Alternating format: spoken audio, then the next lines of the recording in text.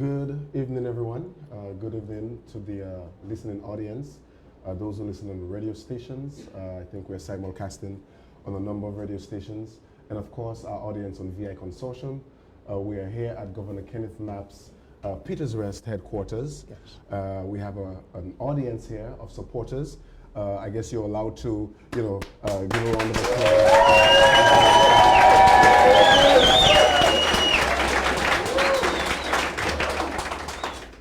This might just be our final interview with the governor before November 20th, which is Tuesday, of course. A major runoff election is happening, and it is our pleasure to interview Governor Kenneth Mapp this evening. Governor, thank you very much. How are you? Thank you, Mr. Gilbert, and thank you for participating, and thank you for carrying this discussion live. And I want to thank the folks in the radio audience that are listening. I look forward to a very productive conversation, and I do want to acknowledge the presence of my Lieutenant Governor, Oswald Potter, who's here as well. All right. So, Gov, we don't have much time. We have an hour, sure, and there's much to discuss.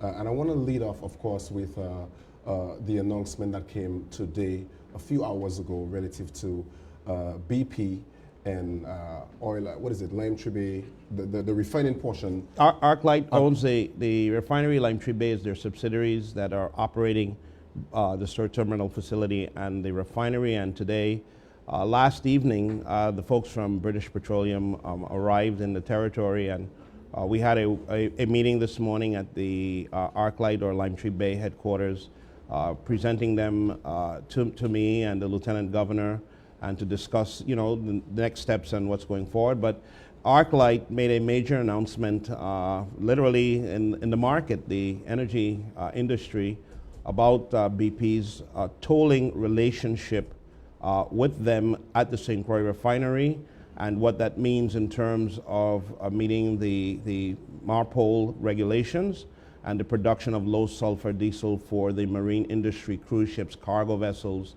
and how this refinery will make that work. And so this afternoon, I also were interviewed by the Bloomberg News outlet in terms of the discussion of what that means so soon after the hurricanes, and being able to get one of the sixth largest oil company in the globe having some relationship with the people of St. Croix and the Virgin Islands economy. So long story short here, we're going to see oil refining on St. Croix with that BP ArcLight relationship. Oil refining is going to happen. It is in the process of happening. When I sent the bill to the legislature, we had expected an investment or an infusion of about 1.2 to 1.4 billion. As of this morning, our ArcLight advised me, I knew that they had advised me of this before, that the investment in the St. Croix refinery has now risen to $1.679 billion. And if you take that $400+ million that is an additional investment in the St. Croix economy, even at 5%, that's another $20-25 million in the Treasury, not counting payroll taxes. And so let's talk about that $70 million that was part of the closing, yes, as per the agreement. Yes. When is the territory going to see those? We are doing all of our final closings. I've signed off on the deed for the sales of the property. And as the monies are released to ArcLight, they're going to release the monies to us. So we just expect to see those funds in the Treasury probably within the next 10-15 days. I am not taking the loan. As you know, $30 million is for the sale of the property.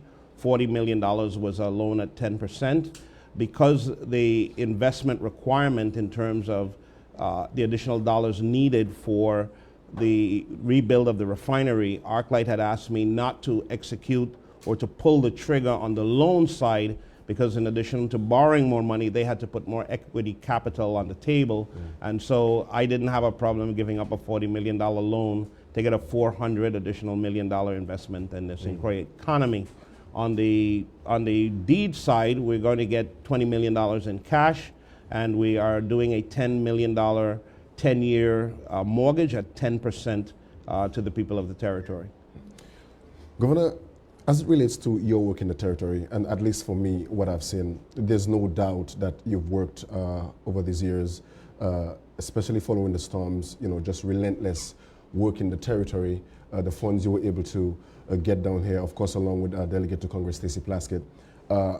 Nonetheless, and I go around the community and I hear this, people who do not support you, they are saying it's not because you haven't worked, it's not because you haven't done a lot, it's because they don't like you, they don't like how you've gone on, and there seems to be a resentment, not with your work, Gov, but with certain things you've said. And we've said this before. We had the runoff election, we had the general election on November 6th, and we saw the results there. You coming in a little behind Albert Bryan, quite a few percentage points there.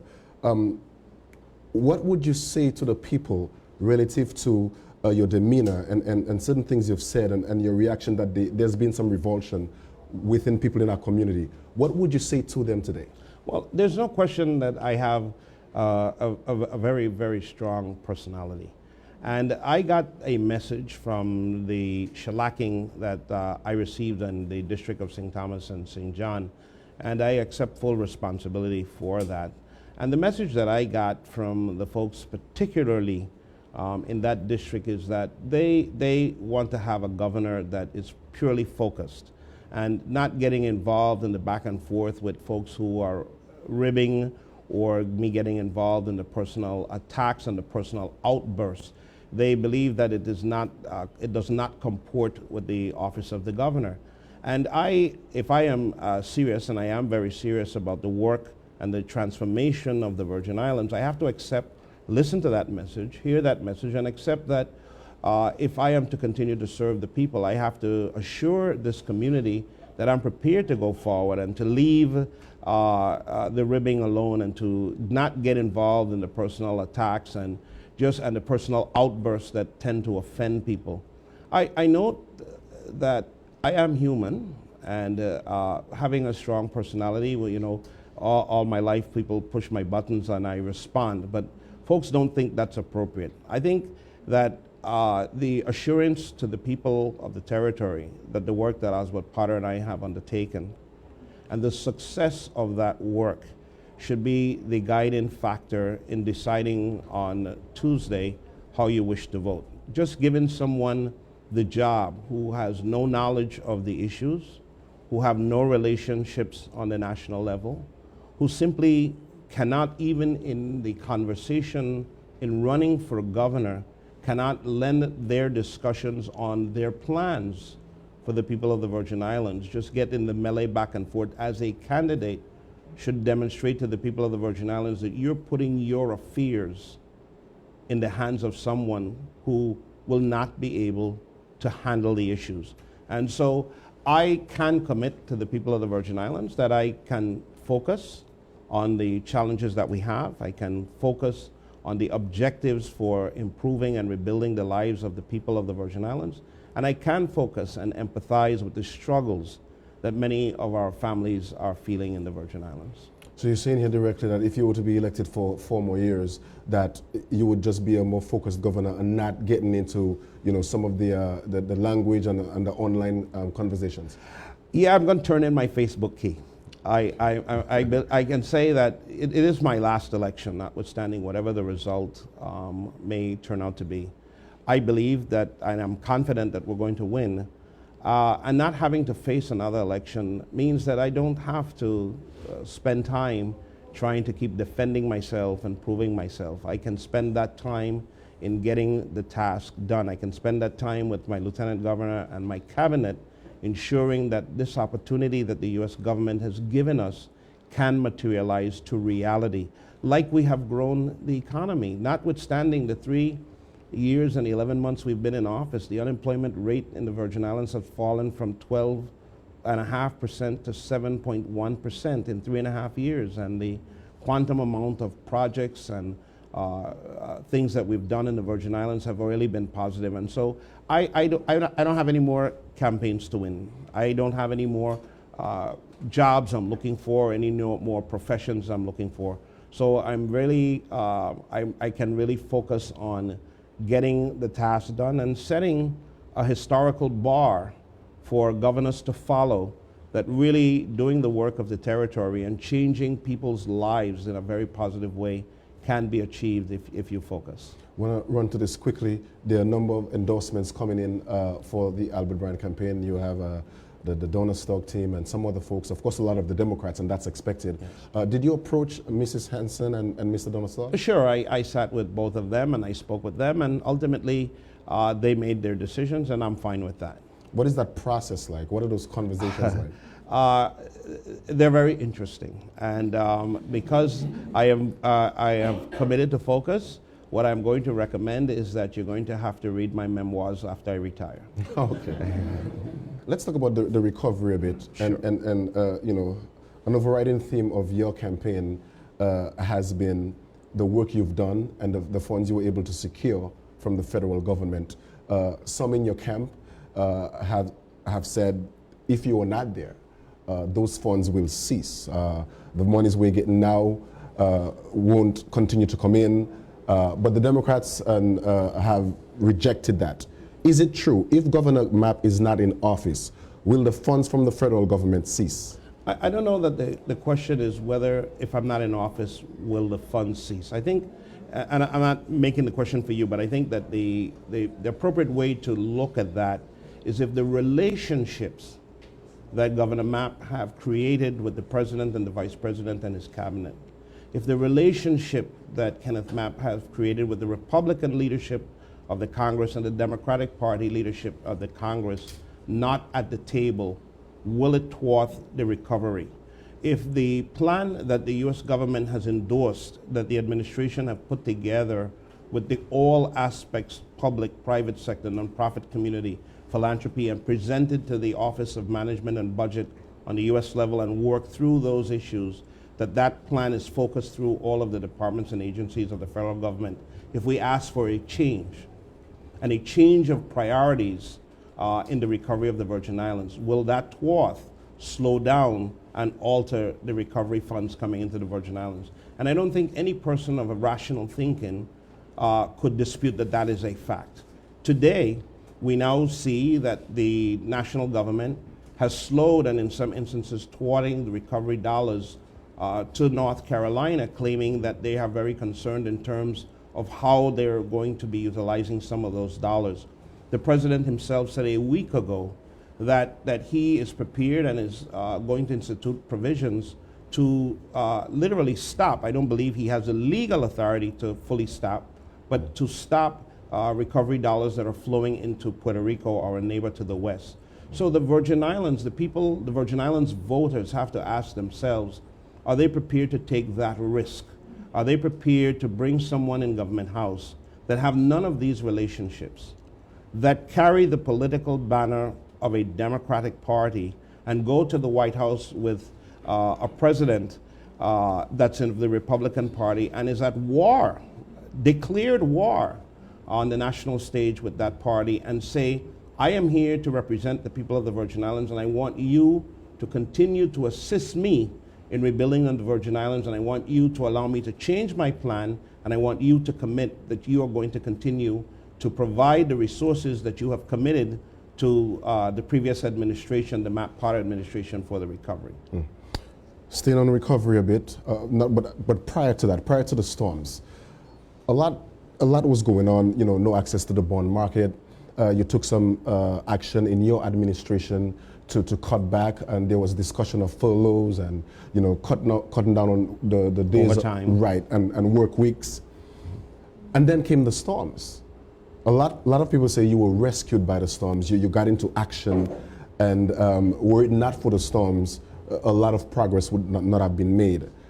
In hindsight, where do you think your administration would have been relative to development in the territory if we had no storms? Well, let's look at where we were. We came in January 2015, and we knew we inherited a bankrupt system. Within 1 year of January 2015, by December 2015, we had resolved our litigation with the Hess Corporation, who had threatened me on the first day in office that the $40 million owed to the government of the VI, they weren't going to pay it unless I granted them additional concessions. Within 1 year, we had that dispute settled. We received $230 million in cash, 525 acres of land, 122 homes, and a vocational technical school.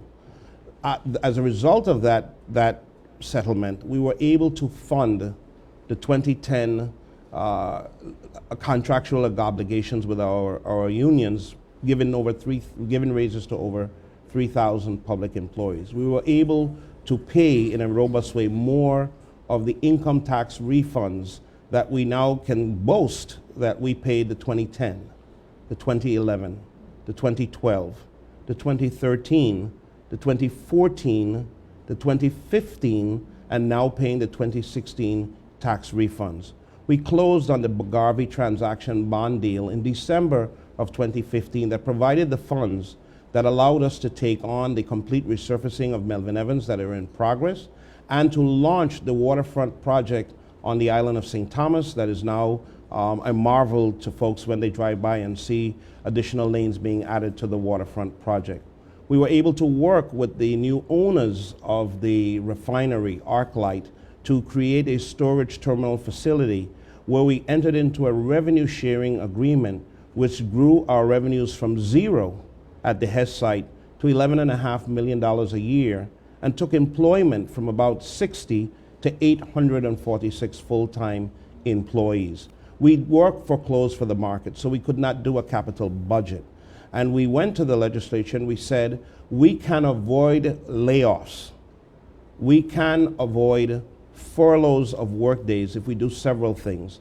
And we provided a package to institute a tax on alcohol and tobacco products and a tax for infrastructure maintenance on timeshare contracts. In the middle of all of this, the Third Circuit Court of Appeals ruled in favor of the employees, saying that the 8% salary reduction was unconstitutional. And we were able to send a bill to the legislature called the VAISA Settlement Agreement to fund the refund of that money of $63 million to every government worker. That's law today, and monies from the new revenues are going into the VAISA fund so that the employees could be paid.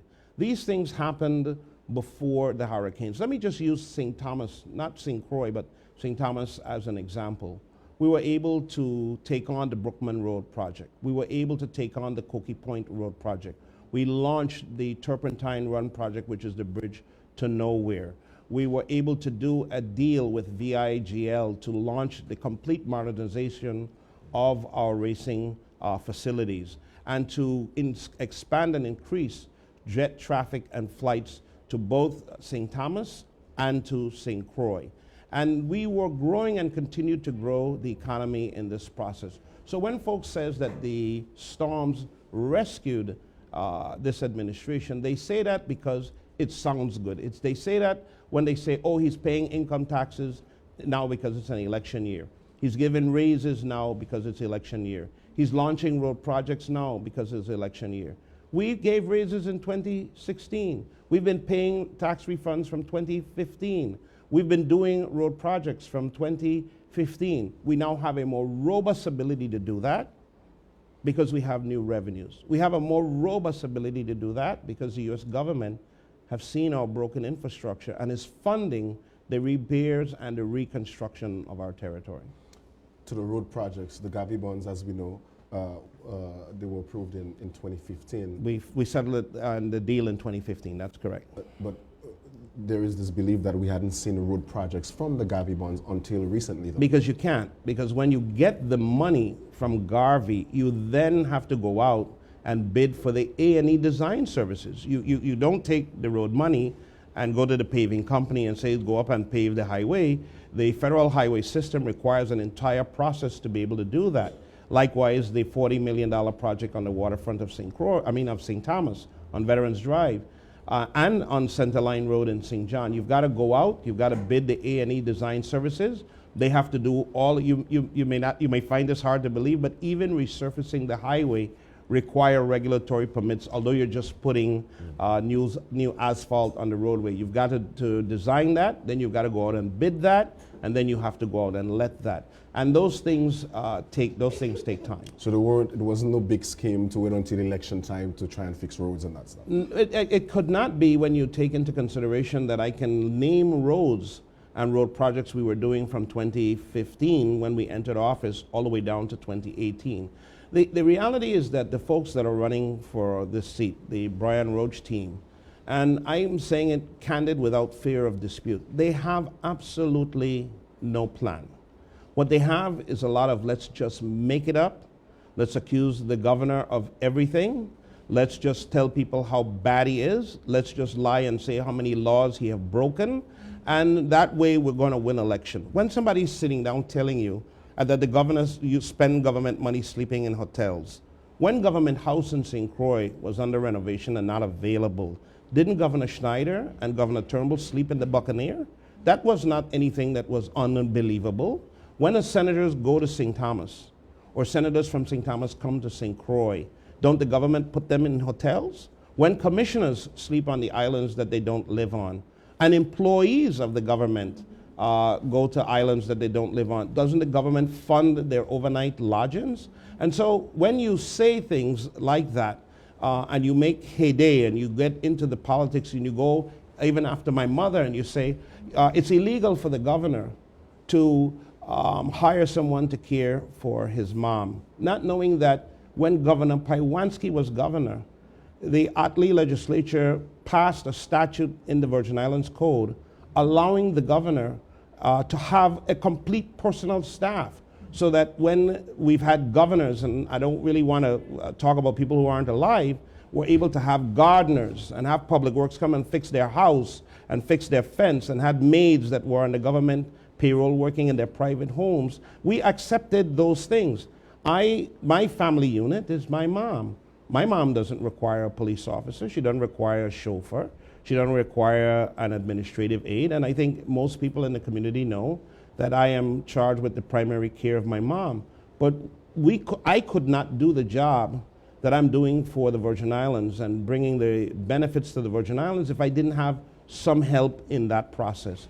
And so I just want to, I say that to say that people say these things because they sound good. Not that we don't accept that every governor before me, when they had spouses, had staffs. Every governor before me, when they had young children. My mom, as a nurse, was a nurse for babies of governors in the Virgin Islands. And I don't want to get into the name calling, but when they had new infants, my mom was one of the nurses that were brought in to care for them, for which the government of the Virgin Islands paid her wages. To that point, Governor, what some in the community contend is that, you know, they are out here, a lot of people struggling, a lot of people, if their parents are sick, then they have to find the funds. Another thing we've heard is that you're not the only son who's in the community and making money, working with decent paying jobs. The conversation is, why couldn't the brothers come together with their own private funds and fund the care of your mom? What would you say to that? But that's not what we're being accused of. That's not what I'm being accused of. I'm not being accused that folks disagree with how you provide for aid to families of governors. And let's be honest, aid to families for governors are not isolated to the Virgin Islands. That's not the debate.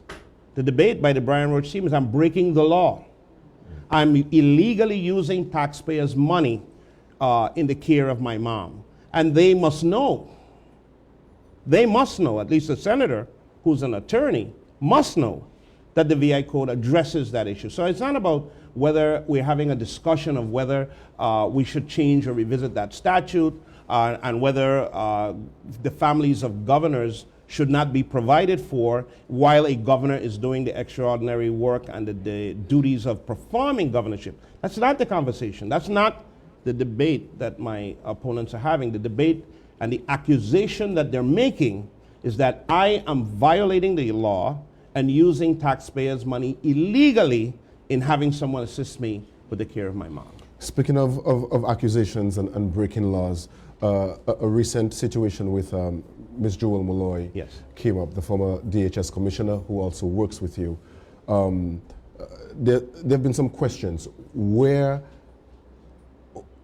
from the government is she being paid? Yes. And the situation with the GRS, the check that came from the PFA of $106,000 plus going to pay off her GRS employee contribution that GRS had overpaid her. A lot of confusion and questions as to why would the PFA send such a lump sum to GRS, and why isn't she paying that employee contribution? Sure. First of all, Mrs. Malloy was an employee of the Public Finance Authority. The work that we do in terms of amassing and searching and looking for and expanding revenues and monies to the government of the VI, particularly on the federal side, is reposed within the Public Finance Authority. We have other entities and folks that are on staff and on contract that do that over the years and do that on a regular and continuing basis. And I brought Mrs. Malloy in to work with me in the Department of Human Services that has 74 federal programs totaling about 175 million, and the issues with the fee basing schedule at the hospitals. So Ms. Malloy worked for the Public Finance Authority, and during her work at the Public Finance Authority, the Public Finance Authority did not take out contributions and make contributions of payment of employee and employer contributions to the Government Employees Retirement System. An executive order was issued early in my administration that talked to the departments and agencies under the supervision of the governor in terms of how to relate and deal with issues having to do with folks who are retired and how they re-entered public service. And some of those provisions were not adhered to by the folks at the Public Finance Authority. And so I do recall when the issue was brought to the board, when the Government Employees Retirement System sent invoices to the PFA for the issues having to do with Mrs. Malloy work, and what we decided to do to resolve that. Mrs. Malloy is going to speak about this particular issue because I'm limited in my conversation because it is an employer issue, and I can say to the community that Mrs. Malloy, in her continued service to the government, is not quote unquote double dipping and receiving her retirement benefits and also receiving payment from the Public Finance Authority. She will resolve and deal with the issues that are outstanding between her and the Government Employees Retirement System, and I believe tomorrow she will be on the radio discussing that in some more detail. And I'll leave the personal issues of that conversation to her. So she will discuss that lump sum payment? Yes, because I think first of all, I know that reaching me is at any cost. So if you were a close friend of mine, you would have to wear a helmet and a bulletproof vest, because getting to me is more important than worry about who we destroy. And I think some of the things that they say about Mrs. Malloy and the way they're characterizing Mrs. Malloy is really a disservice to all of her service. And the issues dealing with her, and I was pleasantly surprised, and I'm giving credence that he was quoted correctly, when Mr. Nibbs from the Government Employees Retirement System, notwithstanding our back and forth, indicated fully that nothing that was going on between Mrs. Malloy and the PFA and the GRS was unusual, nor was it illegal. All right, Gov, a lot of more discussions here. Let's talk about healthcare for a bit. Sure. I want to get on, well, we should stay on GRS, but let's talk about healthcare. You've had many discussions about it. You've said your intentions, you want smaller hospitals. Our healthcare system... Smaller beds. Smaller beds. Smaller number of beds. Right, which would, I suppose, mean smaller facilities as well. Well, no, because healthcare is really driven now by a lot of outpatient services. So right. it's not necessarily that you center hospitals now around the number or beds, but you center it around the services they provide in terms of outpatient and then inpatient care. And the short of it is that because we have 250 bed hospitals, we are penalized by CMS because the hospitals are just too big for the community. So all of our fee schedules for reimbursements on Medicare and Medicaid and some private insurers, because they'll use some of that fee scheduling of CMS, they will not give us an adequate fee schedule, so the hospitals are under reimbursed because CMS says we don't pay for empty space. We don't pay for oversized hospitals. And so just to make the point, the Schneider Hospital, the Schneider Regional Medical Center, is on a 1989 fee-based schedule. The Wang Louis Hospital is on a 1981 fee-based schedule. And what does that really mean in a layman's term? So we're treating patients with cancer, patients who may not be insured and might be using their Medicare benefits to get their cancer treatment. And in certain types of cancer, you have certain medicines that a single dose of that medicine costs the hospital $14,000 to buy it. So when they administer the medicine to the patient, that's $14,000. On the fee-based schedule, because of where CMS has set it, the hospital can only get a refund or reimbursement of $1,000. And so right-sizing the facilities to get an improved and updated fee-based schedule is important. I've taken the hospital financial team and their CEOs to the Department of HHS and CMS, and we've worked these issues out. And in exasperation in 2016, the Secretary of HHS says, Governor, the short of it is until the hospitals are right-sized, you will have to go and get this problem solved by a congressional fix.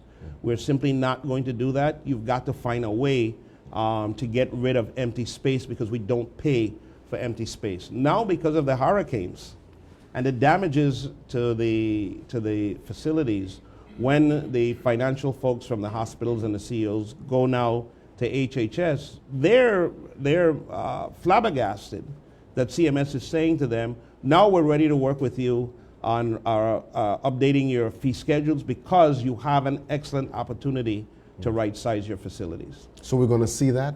Oh, you are going to see that. We've already begun. We've finished the assessments of the hospitals. The Wang Louis Hospital, the Schneider Regional Medical Center, Charles Howard Memorial Hospital, the Myra Keaton facility, and the Charlotte Kimmelman Cancer Center all qualify for demolition and new construction. We have, because the hospital administration at Wang Louis has gotten their work further along the way than the Schneider Regional Medical Center folks, we've actually signed off on the documentation for the formal approval for demolition and reconstruction.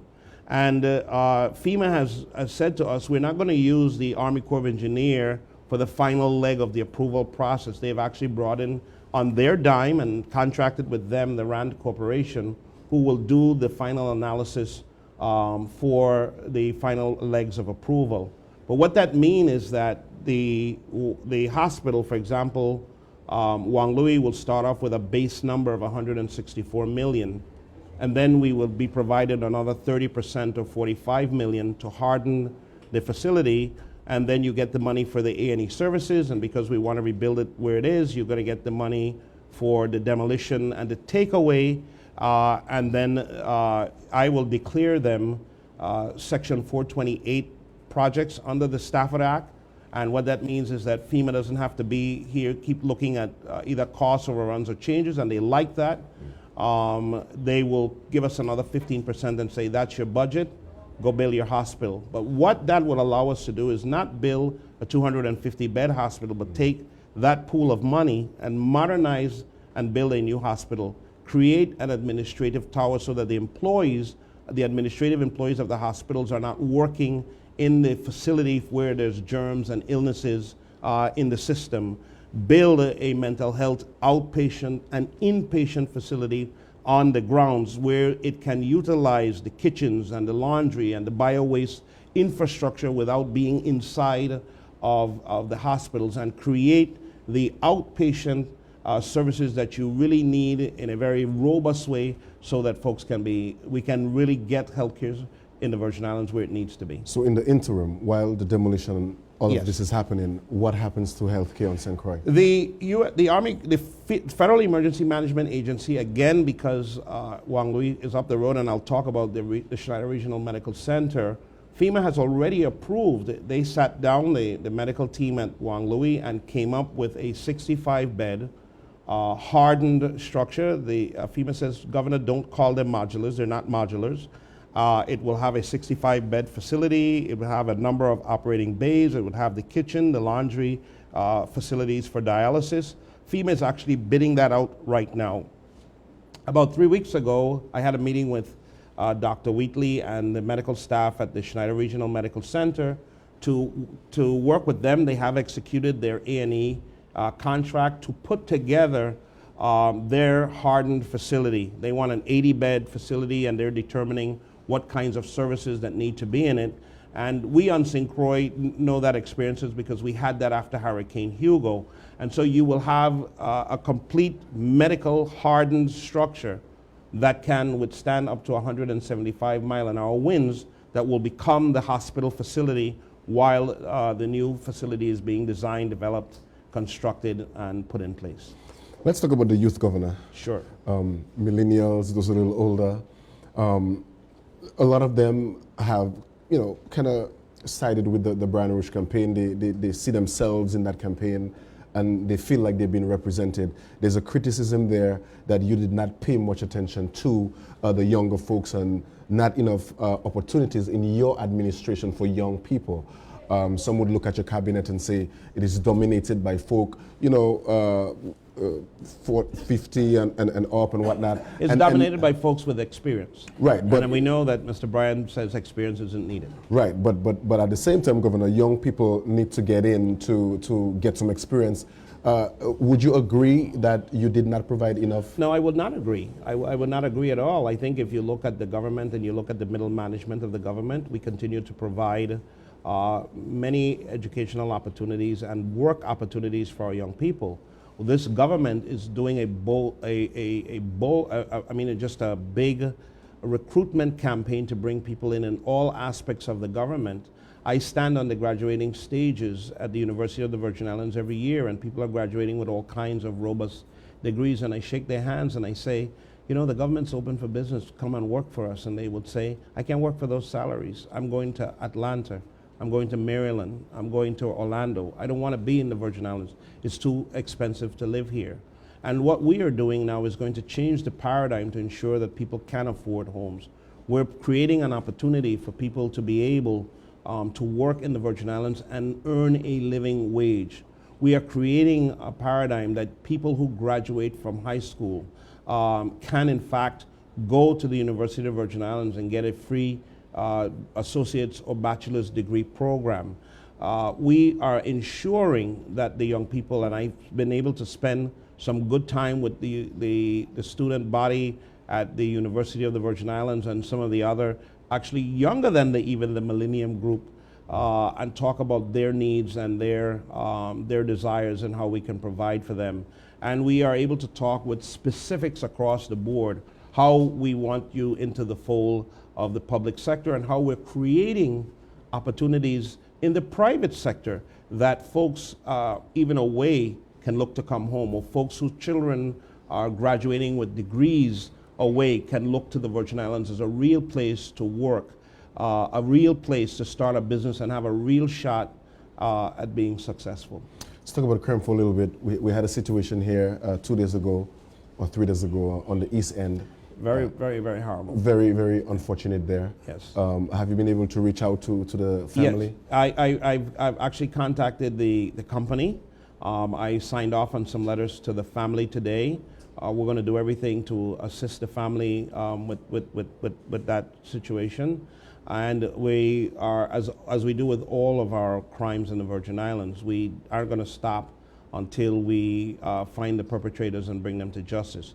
And I want to point out that we don't get credit for the fact that this administration have been very successful in identifying folks who committed murders 5, 6, 7, 8, 9, 10 years ago, find them up on the U.S. mainland and bring them back. I have lost count on how many warrants I have signed to other governors to bring folks accused of murder in the Virgin Islands back into the territory to face the bar of justice. And so we're going to do what we need to do. And our continued effort to modernize our law enforcement community, to pay them well, to provide training for them, to provide the tools and the resources that they need, so that we don't mark our success on crime by how many cases we solve. We mark our success on fighting crime by how many incidences do not occur. Because it is important that people not be victims. If I am a victim of a robbery or if I am a victim of homicide, my family don't really care in the priority of things that you bring the perpetrator to justice. Some people call it a sense of closure, but at the end of the day, they lose their family members. So we need to protect the members of our community from crime, period, and we need to put up strong deterrents. We need to put the kinds of elements in the system, like what we're doing in VIPD, that will give the officers the edge. So you feel like during your administration, has crime gone down? No question about it. Violent crime and homicides? No question about it. No question about it. Not only in terms of homicides, and any homicide is horrible, but crime overall in this territory has gone down. Speak about GRS a little bit. I know we're speaking of the Malloy issue here, but we want to talk about the system itself. Yes. And your proposal that would, over the course of 10 years, bring in $300 million or so into the system. You're facing, if you're re-elected, a supermajority of Democrats. Yes. That particular item of your measure has been placed on hold.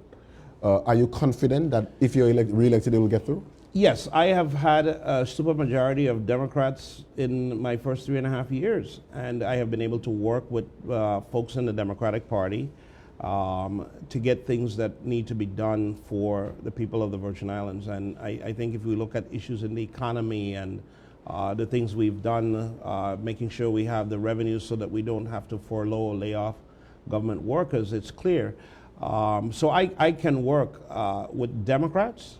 I can work with Republicans. I can do it on the national level, which I've demonstrated, and I certainly can do it on the local level.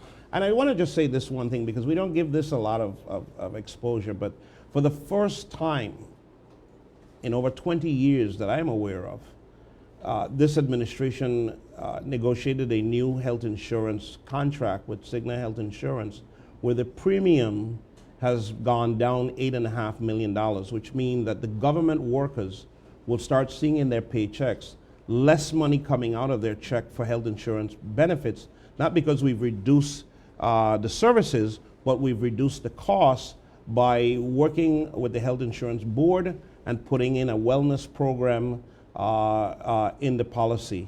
And this penalty that government workers would get, $500 a year if you don't do your health assessment, and over 2,000 government workers say, I'll pay it. I'm not going to a doctor. I don't want anybody sticking any needles in my arm, taking out any blood. We've changed that paradigm to say, if you do your health assessment, we'll give you a $75 debit card that you could take anywhere and buy anything you need to buy for your family every time you complete your health assessment. You'd be surprised how many people don't want to go to a lab, is standing at the lab knocking on the door. Want to go back to the recovery effort a little bit and speak of Delegate to Congress Stacey Plaskett. She's spoken on some recent ads about her efforts over there in Congress. Of course, that's her job, and how she hasn't been given enough credit relative to her efforts, and that, you know, were you not to be reelected, the funds and the flow would continue. What was the relationship between the delegate and yourself during that time? We know there was a little tension when you read that letter there. How involved was the delegate? Well, I think the delegate was very involved. When I went to Congress and started going to Congress in 2015, I would formally notify the delegate that I would be in Congress, and I would give her a copy of my schedule, and I would invite her to participate in meetings that I was having. The delegates' efforts in the recovery was awesome. And I don't need this campaign to say that. I have spoken very openly about how successful Congresswoman Plaskett was in shepherding over 150 members of the Congress, both from the Senate and the House, both Republican and Democrats, through the Virgin Islands. On the Democratic Party side of the aisle, the delegate was very instrumental in opening doors to allow me to come in with the team and to speak one-on-one and have presentations to the Democratic Party members of the House and of committees of what we're trying to accomplish in the Virgin Islands and why their support was important. So by nothing that I do, try to dissuade or to take away any credit from the delegate in terms of her participation in the recovery efforts and the benefits that we have received. And I've tried to make sure that everyone, even when the members of the legislature went up and people were complaining that they were there, I saw them having the meetings, I saw them speaking with folks, and all of those conversations and all of that input went a long way to help us achieve the results that we have achieved. We have 14 more minutes, so I'm going to go through those quickly. You've spoken about the work you've done already and the work you have in progress, from the horse race tracks to the refinery, the oil storage terminal, funds coming in from the federal government. If you were to be re-elected, what are the future plans of your administration for the territory?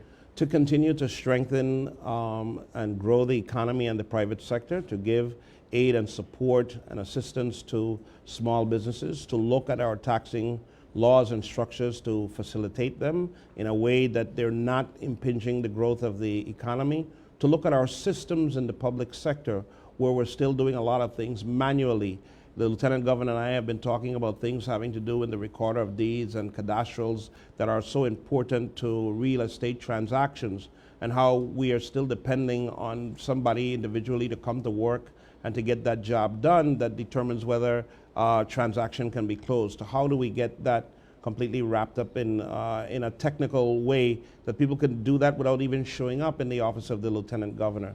To get our financial services laws completely modernized, to really completely rebuild the system of public schools and education in the territory, to take care of our aging populations and seniors, having received approval to do a massive improvement at the Herbert Grigg home here on St. Croix, and we're now in the middle of negotiating the acquisition of the Seaview Nursing Facility on St. Thomas. How do we really make the free scholarship and tuition program work for our young people, that we create a more educated workforce? And then how do we launch the dollars that we were approved for workforce development, that we can take the vocational school that we received in our settlement with Hess Oil and really build a robust vocational technical institute that our young people can go and get trades and technical support and certification in a number of trades and skills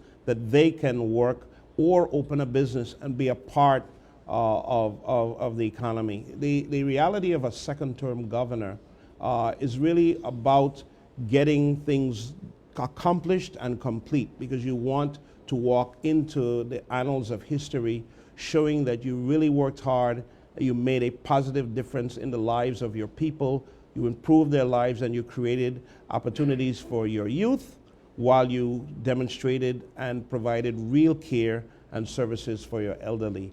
And so I am really looking forward with my Lieutenant Governor and my cabinet and the community to doing just that.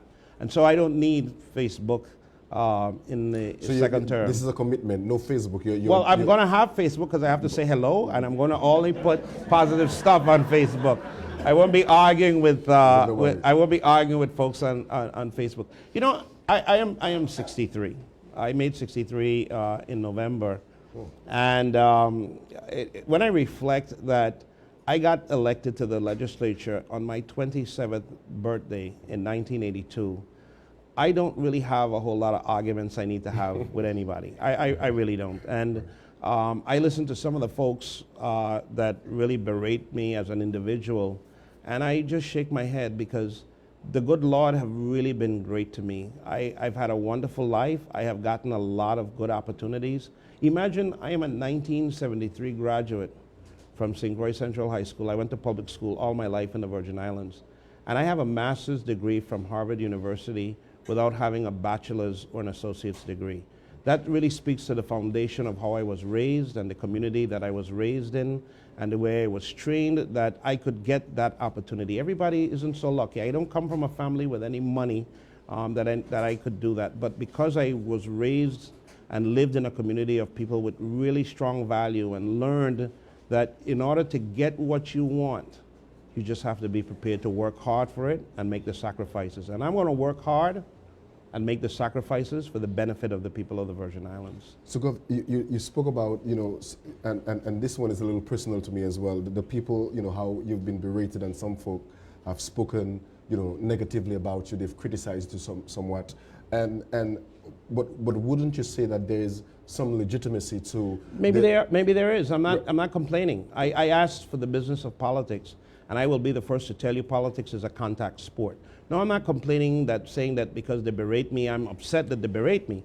That comes with the territory. The key for me is to stay focused, to look at the task at hand, to look at the job that needs to be done, and not turning to people to answer them, to let myself be bothered.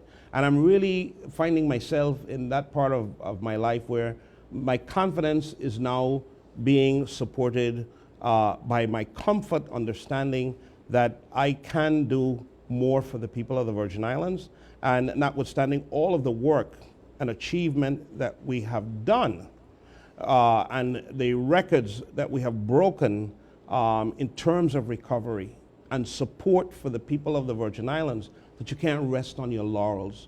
You have to take the loaf of bread, the butter, and the fish home to your family and be satisfied when they have eaten and have said that they are now comfortable. I want to go to education, but I want to ask one more question relative to this, because speaking quite honestly, Gov, I'm all in the community, and a lot of people speak to me, and one of the, no one argues about your work ethic.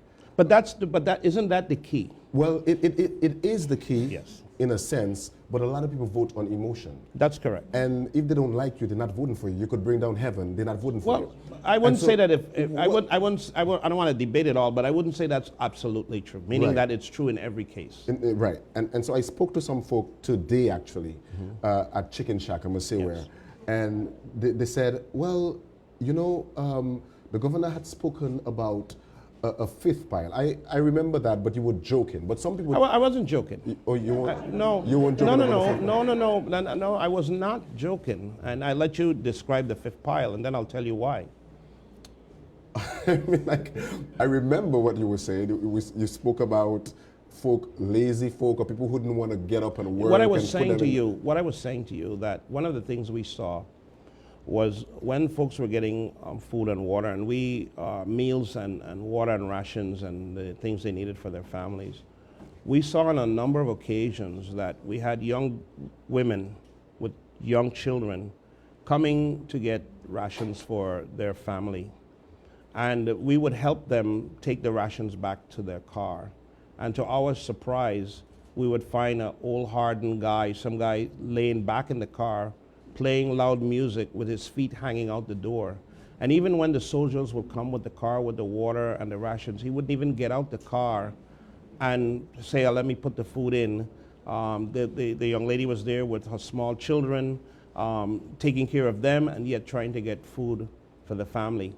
I was raised in a family where my mom is one of 9 daughters, and they have 4 brothers, 13 children.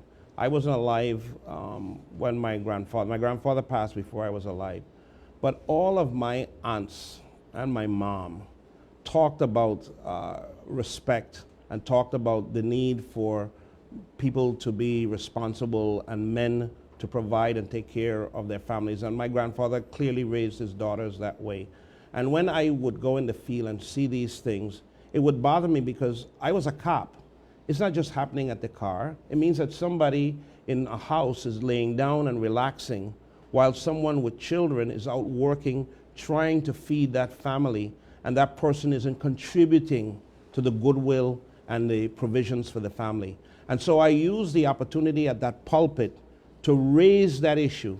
And as I kept saying, if you recall, as we talked more and more, I kept saying that the fifth pile is getting smaller and smaller because people were putting their feet down. And today, look how many young people are off of the street corners. Look how many young men are off the street corners and out working, making $18, $20 an hour and working 10 and 12 hours a day and feel good about the monies that they're earning from their working. And just to close this section off, I will have you know that Brock Long, the administrator of the Federal Emergency Management Agency, in a conference in Orlando, and I was not in attendance, talked about the fifth pile. Gov, we don't have much time. I want to talk about education, because we haven't touched education, and we will close it out because we're out of time. Okay. But let's speak about education a little bit, and not only the progress relative to teachers. We know that you've approved step increases, but the facilities themselves. Yes. You've spoken about rebuilding. Can you give us an update as to how many? We are now doing the in-depth surveying that we did for the hospitals with all of our schools. Remember that we have 33 school facilities, so campuses throughout the Virgin Islands. So this is a lot. It's going to take more time than we would with the hospitals. But we can say without fear of dispute that so far 4 of the schools qualify for demolition and new construction, which is the Julia Sprouse School in St. John, the Charlotte Amalie High School, the Adelita Cancroyne Junior High School, and the John Woodson Junior High School. We have put in 245 modular classroom units, and I dare say that when I speak to a number of teachers and parents are impressed with the conditions and the environment in which these classrooms are. And you know, I remember my challenger calling them boxes and tents and flea bags, but the children can go to school full time. They can learn in a quiet environment. These facilities are also soundproof. And because we have a reduced population in public education, down from 26,000 to under 14,000, we really can look at the entire school system and decide really what schools we need to rebuild and reopen and what schools we do not need to have in terms of consolidation and efficiency. Governor, we're out of time. It's been a pleasure as ever. I wish we had some more time to discuss, in more depth, more issues. But I know this is basically the end of, almost to the end of the 2018 elections. Of course, I would give you an opportunity to speak directly to the people, those who are listening via radio and through this camera as we close out. Well, I want to thank you, Mr. Gilbert, for participating, and you're a great interviewer, and I want to thank you for, we didn't have any prearranged questions. We didn't give you any questions and said you must ask these. And so I am candid with the folks of the Virgin Islands, and I want to say the election really is about continuity, it's about competency, it's about leadership, and now, because of where the campaign has gone into the mud, it's about integrity. And Osbert Potter and I bring to you the table, we bring to you competency, we bring our experience, we bring our leadership ability, and we bring our integrity. And we ask you not to disrupt or risk the recovery of the Virgin Islands by rolling the dice and taking a chance on folks who have no foundation for governance at this time in their lives. And we ask you to vote number 1 on the ballot, starting tomorrow when early voting begins, to vote number 1 for Mapp and Potter to continue the work that we have begun. I want to thank all of the people of the Virgin Islands who have listened and to this discussion, and all of you who have gone out and voted, notwithstanding who you may have voted for. But we invite those folks from the Soraya Diassi camp, the Mosla camp, the Molito Smith camp, and the Donestag and the Hansen camp to come over and to vote for sound, forward leadership and the transformation and rebuild of the U.S. Virgin Islands by supporting the Mapp Potter team. Thank you so much and have a wonderful evening. All